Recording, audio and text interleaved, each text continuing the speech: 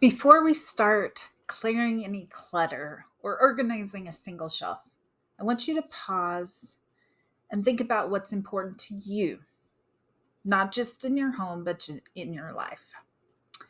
You've heard people say you need to know your why.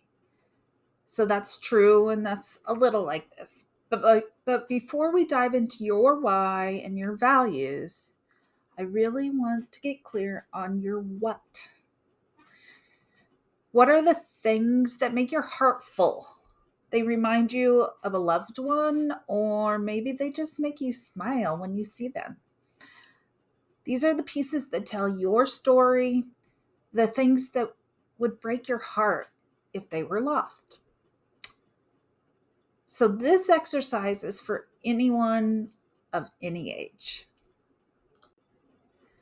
Okay, so here's what I want you to start with. I want you to go through your home and choose 3 to 7 items that are deeply meaningful to you. No more than 7. Otherwise, this part becomes clutter, not the clarity we're looking for. And it'll take more time, and you can spend time on that later. So maybe it's a piece of jewelry from a parent or grandparent. Could be a framed photo that just really makes you smile. A handmade quilt or a piece of furniture. Maybe it's a letter or a favorite book. And often people say, like, in the case of disaster, they would go after their photos.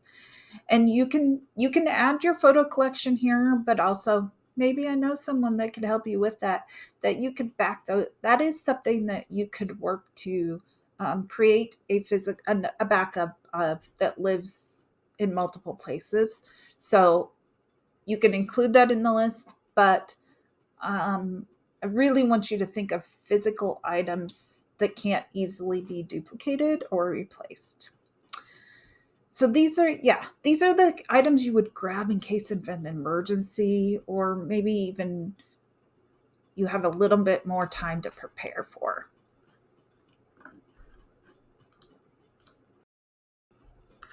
Once you've gathered your special items, I want you to tell their stories.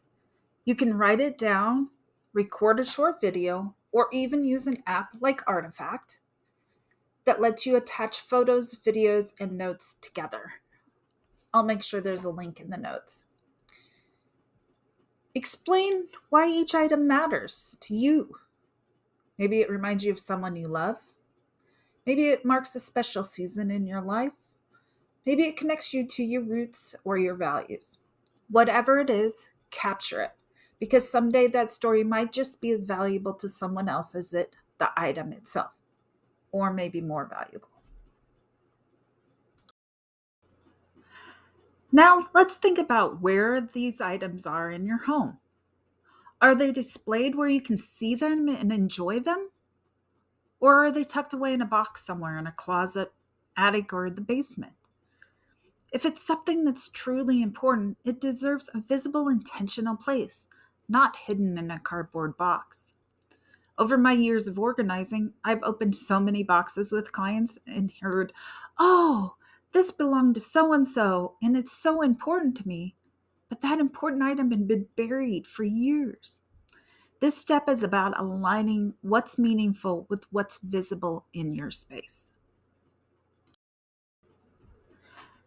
Now let's imagine that you have to move, and think about it like maybe you're coming from 5,000 square feet and you need to move to 2,000 square feet, or 1,000 square feet, or 400 square feet. So, first, there's the big moving truck. And even a large moving truck isn't going to move 5,000 square feet of stuff. Then there's a medium truck. Then there's a trailer. And what if all you can move is what goes in your personal vehicle? What would you take with you? Now, think about, just because you have space for it now, do you need to keep it? This helps you truly understand what's irreplaceable and what's taking up space. Because again, if everything's important, nothing really is. So here's a little personal example. I realize I have probably over 20 cookbooks sitting on a shelf in our dining room. And like most people, if we're looking for a recipe, we go online and search for whatever we're looking for at the time. And I haven't opened most of these cookbooks in 5+ years. Some maybe never, like they were gifts that I'm just holding on to. But there is one, and that's the Bertrand Centennial Cookbook.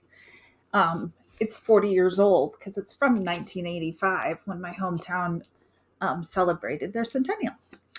And this book is this for the second half of my childhood. We would go to the Centennial Cookbook to look for the recipe for a casserole or a dessert or whatever, often the same ones over and over again. But this also has a recipe from almost every woman in my life at that time, from like some of my friends, my sister, my mom, my grandma, my aunts, great aunts, so many people that I know, maybe my teachers. So it's fun to flip through and see those names, see what recipes I don't put in there that I probably haven't made in years. But just when I was getting ready to record this, I was flipping through looking for my recipe, and I found that this is actually my grandma's copy of the cookbook, and it has her handwriting, which honestly, I'm joking about it, because things like this, we can take a picture of and we can record a video of it, but you can't. That's different than holding it and flipping through it. And the experience of something, a thing like this, it truly is irreplaceable, because flipping through this in a PDF or a series of pictures is very different experience than flipping through it in my hand. So feeling this and touching this makes me realize this one's important. I want to keep this cookbook. And maybe there's one or two other ones like that. But I know that I can feel comfortable letting the rest go, because knowing what's important to me gives me clarity, and that can guide me through the steps in the process. Okay, your homework is simple but powerful. Find your 3 to 7 treasures, then record or write down the stories. Now, just a helpful hint, you can handwrite the stories, but you may want to type them up later, because remember, future generations may not be able to read our handwriting. And lastly, if they're really that important, make sure they're visible in your home. And if it's something that would look strange sitting out, like an article of clothing or something, maybe find a decorative box that looks good to you, and put the item there so that it is out and can be easily accessible. What matters is starting the conversation and reconnecting with what really tells your story. This is your compass. This is the first step in finding direction and meaning in your clear method journey.